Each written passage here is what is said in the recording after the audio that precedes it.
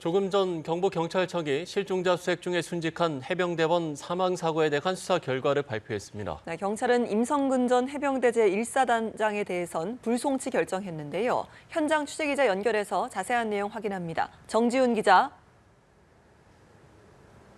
네, 경북경찰청에 나와 있습니다. 오늘 오후 2시부터 이곳에서 최상병 순직 사고에 대한 경찰 수사 결과 발표가 있었습니다. 경찰은 해병대 1사단 7여단장과 7포병대대장인 이용민 중령 등 6명만 업무상 과실치사 혐의로 송치키로 했다고 밝혔습니다. 임성근 전 해병대 1사단장을 포함한 간부 등 3명은 모두 불송치 결정했습니다.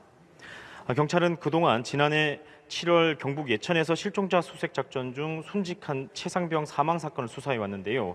지난해 사고 직후 해병대 수사단은 임 전 사단장을 포함한 해병대 간부 8명에 대해 업무상 과실치사 혐의로 경북경찰청으로 사건을 이관했습니다.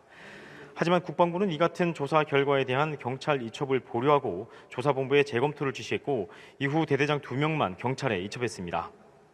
경찰은 이번 수사 과정에선 기존 해병대 간부 8명 외에 안전 담당관이었던 포병여단 군수과장을 포함해 모두 9명을 피의자로 수사를 진행해왔습니다.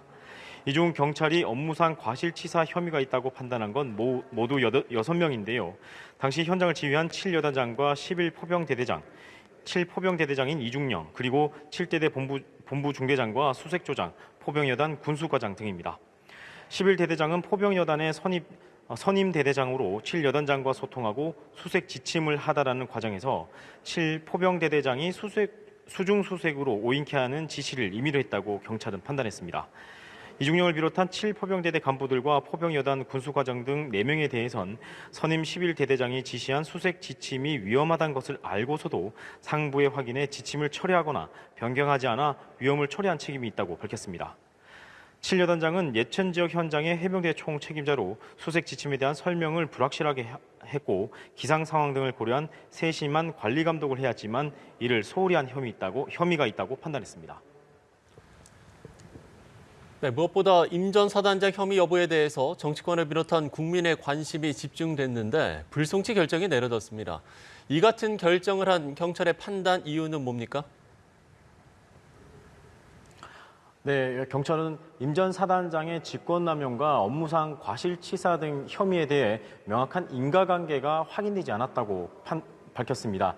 임 전 사단장에 대해서는 제기된 혐의가 작전 통제권이 없는 상태에서 여러 차례 수색 관련 지시를 한 점, 안전조치 미이행에 대한 책임 등이 있는데요. 경찰은 최상병 사망 사고의 직접적인 원인이 11포병 대대장이 임의로 수색 지침을 변경했기 때문이라고 판단했습니다. 지자체와 소방 등의 요청으로 현장에 투입된 해병대는 당시 합참과 육군 제2작전사령부 54단으로 연결된 지휘체계 속에서 54단의 지휘를 받았습니다. 경찰은 이 같은 작전권이 어디에 있었는지 여부를 떠나 당시 수색 작전 과정의 일관되게 안전과 수변 수색이 지침이었다고 밝혔는데요. 임 전 사단장이 현장 지도를 한 건 맞지만 직접적인 수중 수색 지시를 한 건 아니었다는 판단입니다. 또 임 전 사단장이 그와 7여단장과 직접 소통 지시하는 관계는 아니었기 때문에 수색 지침을 임의로 변경할 것을 임 전 사단장이 예상할 수 없었다는 설명입니다.